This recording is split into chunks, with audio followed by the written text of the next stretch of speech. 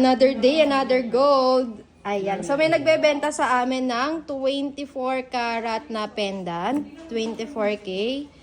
Ayan, mabibigat to. Akala nyo, maliliit lang yung alahas na to, pero sobrang solid, sobrang bigat.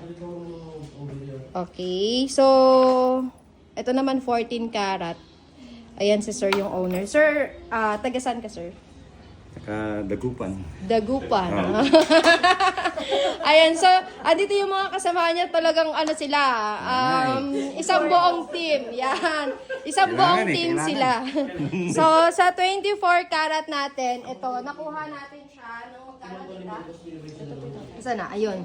So, sa 24 karat natin, nakuha natin siya ng 523,000 pesos. So, ayan. At saka ito naman ay 14 karat, 81,831 ang kuha natin. Sir, may question, quick question lang. Bakit mo binibenta yung alahas? Medyo hindi na ginagamit, tsaka yung design hindi na sa age ko kaya Pero magkano nyo po ito nabili nung dati? dati around nasa 2,200 mga ganun. 2,000. So, more or less, tumutubo ka na ng mga 3,2 per gram. So, tumubo si sir ng, computing natin ha, sa 98.86 times 3,2. More or less, tumubo si sir ng mga 300,000 may get. Yeah. Diba? So, sir, may ano pa, isa pang question, last question na. Bakit gold ang pinaka-the best na investment? Para sa akin kasi pag gold hindi mo siya mabilis na maubos, like pag may gusto kang bilhin o gustong Nakabaka ka ata, sir. hindi mo siya maano agad eh.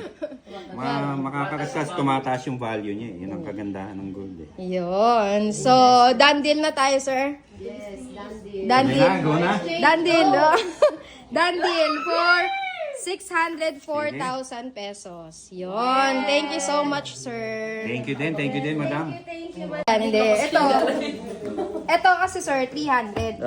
Tapos, yung balance ko na 304, 831, transfer or check? What do you want? Ano? Check na. Check. Payable sa cash. Or kahit sinong... Oo. So, Hindi major ID yung kanya. Hindi siya primary, I mean. okay. So, cash. Sa check na lang. Check. Check. Okay. So, done deal, 304. 304 yung 300 yung cash and then 304 yung ating ano, Check. check eh. Thank you so much.